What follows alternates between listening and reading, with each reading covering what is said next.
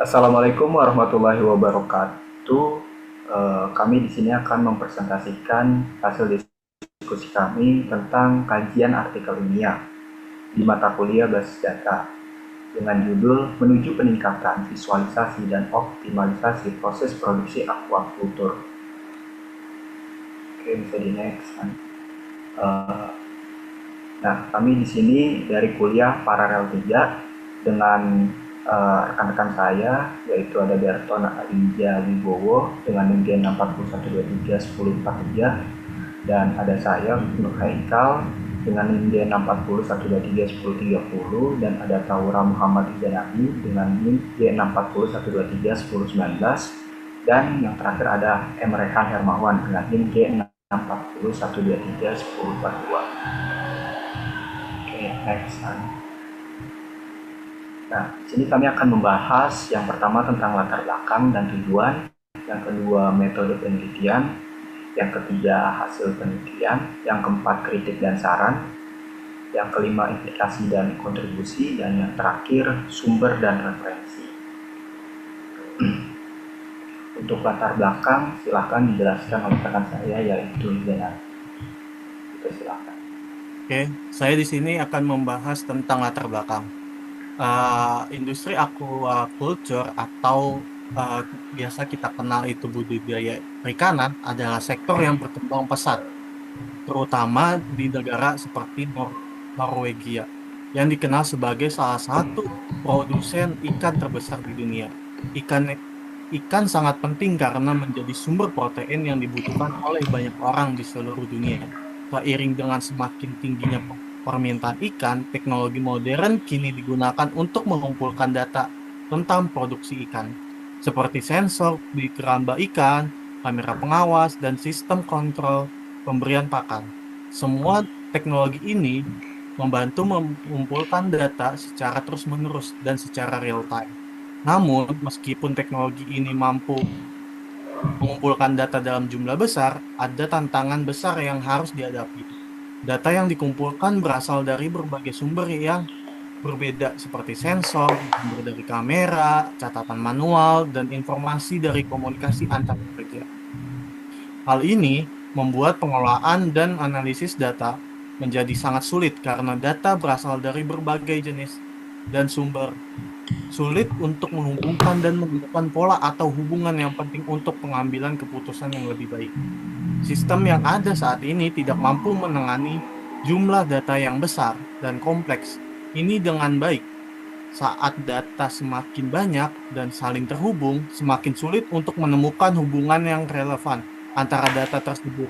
Akibatnya, pengambilan keputusan yang optimal untuk meningkatkan efisiensi dan kualitas produksi aquaculture seringkali terhambat. Sistem yang ada tidak dapat menangkap pola atau hubungan yang tersembunyi dalam data. Padahal informasi ini sangat penting untuk perencanaan dan pengelolaan yang lebih baik. Nah, selanjutnya saya akan membahas tentang tujuan. Next. Seperti yang saya katakan sebelumnya, bahwa di industri aquaculture banyak data yang harus dikelola. Semua data ini sangat penting, namun seringkali tersebar dan tidak saling terhubung, sehingga sulit untuk dianalisis dan dipahami dengan baik.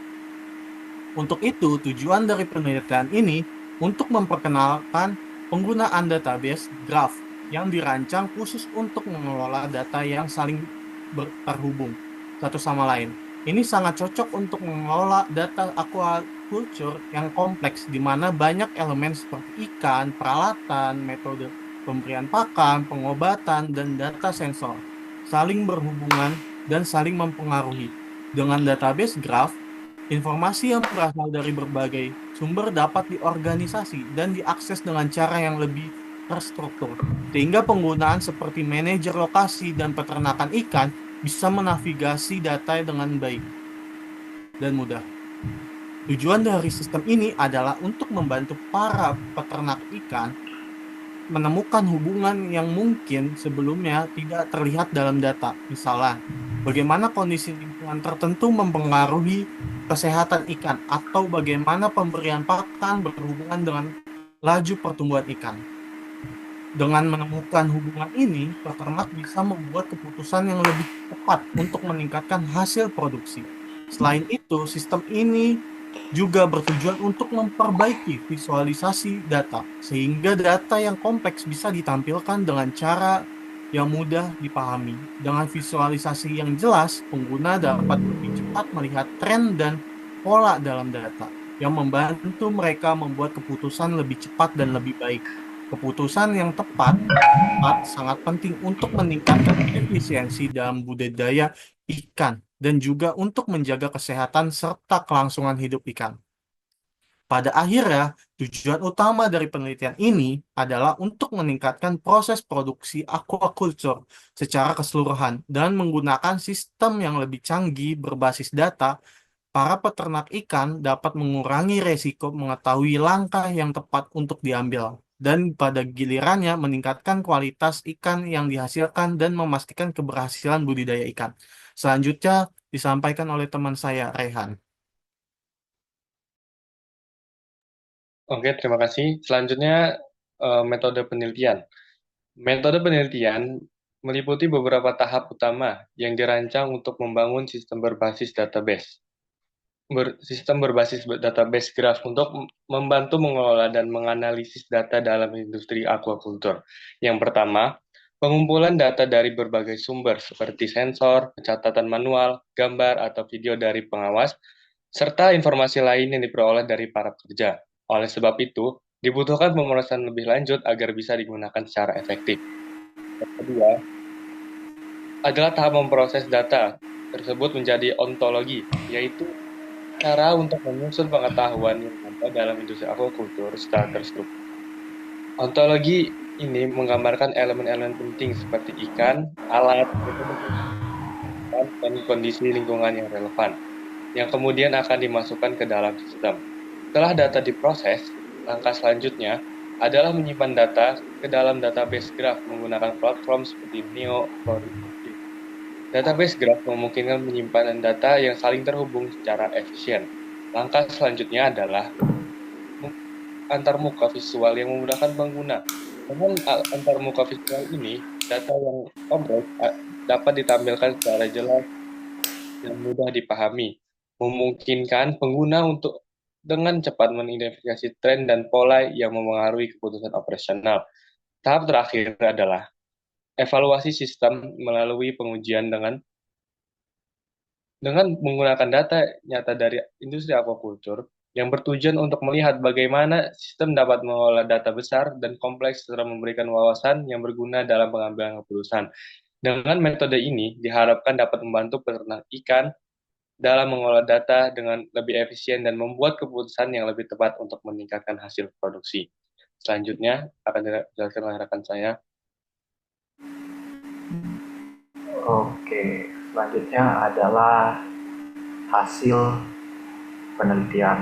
Nah, di hasil penelitian ini menghasilkan pengembangan kerangka kerja basis data grafik yang dirancang untuk meningkatkan proses produksi aquaculture. Nah, kerangka kerja ini menggunakan Neo4j, basis data grafik yang NoSQL.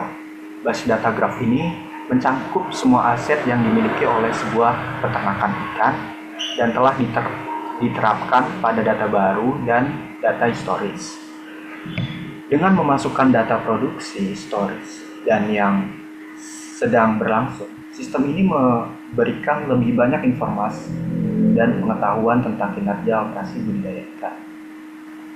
Selama siklus produksi yang berbeda ini, yang akan menggambarkan bagaimana operasi ini mempengaruhi kualitas produk akhir, yaitu ikan. Nah, dampak dari penelitian ini yang signifikan ada beberapa hal, yaitu pengambilan keputusan dan optimalisasi proses. Dengan mengidentifikasi hubungan tersembunyi yang sebelumnya tidak kita tahu, hal ini dapat mengarah pada peningkatan operasi produksi ikan dan memberikan wawasan yang membantu mengoptimalkan perencanaan dan proses. Yang kedua adalah transformasi digital. Nah, transformasi digital ini transformasi digital industri aquaculture dengan menyediakan sistem yang menawarkan lebih banyak wawasan tentang data, membantu pengguna akhir menyadari pola dan tren tersembunyi untuk pengambilan keputusan yang lebih baik dan optimalisasi proses. Dan yang terakhir adalah visualisasi dan interaksi. Nah, sistem ini mencakup antarmuka visual yang memungkinkan pengguna untuk mengamati bagaimana siklus produksi berkembang dan mengidentifikasi faktor-faktor utama yang mempengaruhi kualitas produk akhir. Antarmuka ini juga memungkinkan pengguna untuk memasukkan umpan balik tambahan yang akan diumpankan kembali dengan pengambilan keputusan yang lebih baik. Nah, dari hasil penelitian menunjukkan kemampuan kerangka kerja untuk meningkatkan pemahaman tentang hubungan sebab dan akibat dalam aquaculture yang mengarah pada praktik produksi dan kualitas ikan yang lebih baik. Arah penelitian di masa depan termasuk mengepolarisasi skalabilitas sistem dan menggabungkan pembelajaran mesin untuk penemuan hubungan yang otomatis, jadi bisa berjalan autopilot. Selanjutnya mungkin bisa dijelaskan oleh rekan saya.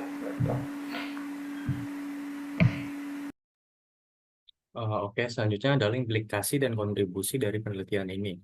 Yang pertama adalah fondasi dalam pengambilan keputusan. Kerangka kerja yang diusulkan berfungsi sebagai landasan untuk pengambilan keputusan dan optimalisasi proses dalam aquaculture dengan mengidentifikasi hubungan tersembunyi yang sebelumnya tidak diketahui. Lalu yang kedua ada transformasi digital untuk produksi aquaculture. Nah, penelitian ini turut mendorong transformasi digital dalam industri aquaculture dengan menghadirkan teknologi yang dapat mempermudah otomisasi proses dan pemantauan secara real time. Lalu yang ketiga ada optimisasi proses produksi aquaculture. Dengan adanya yang knowledge graph, peneliti dan operator dapat melihat pola-pola yang muncul dari data historis dan data waktu nyata seperti hubungan antara waktu optimal untuk menjalankan suatu proses dengan hasil produksi. Dan yang terakhir ada sistem manajemen data terintegrasi untuk aquaculture. Nah, penelitian ini memberikan kontribusi dengan merancang sistem manajemen data yang terintegrasi khusus untuk aquaculture. Dengan data yang terintegrasi, waktu yang dibutuhkan untuk mengumpulkan dan menganalisis data dari berbagai sumber dapat dipangkas. Selanjutnya. Nah, penelitian ini menggunakan knowledge graph yang sudah disebutkan beberapa kali sebelumnya. Knowledge graph adalah representasi visual dari data yang dihubungkan dalam bentuk graf yang terdiri dari simpul dan juga sisi. Dalam hal ini digunakan untuk menyimpan dan menghubungkan berbagai elemen yang saling terkait dalam proses produksi aquaculture. Next. Ini adalah peran NoSQL pada penelitian ini. Yang pertama ada menyimpan data yang saling berhubungan. Nah, NoSQL Graph ini cocok untuk aplikasi yang datanya saling terhubung, tapi nggak terlalu terstruktur. Dan NoSQL Graph juga menyimpan logika yang menggambarkan hubungan antara entitas yang berbeda juga. Jadi ideal untuk menyimpan data knowledge graph. Lalu yang kedua ada manipulasi data yang efisien. Di artikel ini juga menyebutkan bahwa pencarian dan analisis data yang kompleks dalam database graph memiliki kompleksitas yang lebih rendah dibandingkan dengan sistem basis data relasional. Lalu yang ketiga ada skalabilitas dan adaptabilitas. NoSQL Graph memungkinkan untuk pengelolaan data yang lebih besar dan tidak berstruktur dengan fleksibilitas yang lebih tinggi daripada database relasional atau SQL. Lalu yang keempat, kesesuaian visualisasi data dengan model graph. Tentu ini sangat sesuai dengan knowledge graph yang digunakan sebelumnya. Struktur NoSQL Graph memungkinkan semua informasi tentang suatu entitas terkandung dalam satu node. Dengan informasi terkait divisualisasikan melalui edge, yang mana meningkatkan penafsiran data. Selanjutnya adalah kritik dan saran untuk penelitian ini dan penelitian selanjutnya. Kritik untuk penelitian ini yaitu penelitian ini memiliki tantangan yang perlu diperhatikan, yaitu biaya dan waktu yang diperlukan untuk mengimplementasikan sistem ini, terutama bagi perusahaan yang belum familiar dengan teknologi graph database. Pelatihan bagi pengguna akhir juga penting agar mereka dapat menggunakan sistem ini dengan maksimal. Lalu saran untuk penelitian selanjutnya yaitu dengan mengintegrasi teknologi machine learning dalam analisis data dan pengenalan pola dapat dilakukan secara otomatis dan lebih cepat. Selain itu disarankan untuk melakukan uji coba yang lebih luas dengan melibatkan lebih banyak lokasi produksi untuk menguji fleksibilitas dan efektivitas sistem ini pada skala yang lebih besar. Selanjutnya. Nah, ini adalah referensi yang kami gunakan untuk membuat kajian artikel ilmiah ini. Eh, Sekian dari kami, kurang lebihnya mohon maaf. Wassalamualaikum warahmatullahi wabarakatuh. Weh,